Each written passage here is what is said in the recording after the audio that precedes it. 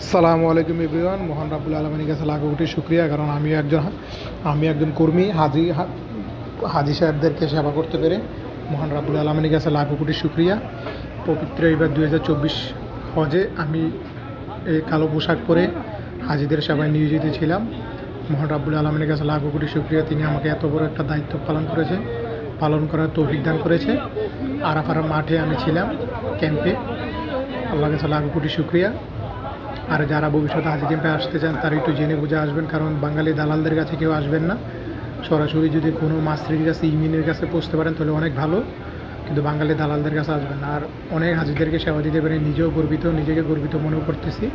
আর আপনারা আসলে সবাই জেনে শুনে আসবেন, কার কী কাজ ওই কাজে আসবেন। আরাফাতের মাঠের বহুত কাজ আছে, আপনারা কোন পর্যায়ে কাজ করবেন সেটা জিজ্ঞেস করে আসবেন।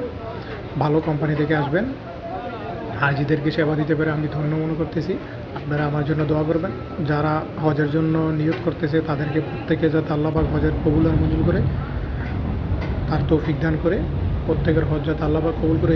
যেইভাবে পরিশ্রম করে শ্রম দিয়ে হাজিদেরকে সেবা করেছে, প্রত্যেকের মনের ন্যায় বাসনা যাতে পূর্ণ করে দেয়, এমনকি প্রত্যেকে যাতে হজের সওয়াব দান করে আল্লাহ পাক, সেই নিয়ে দোয়া করতেছি।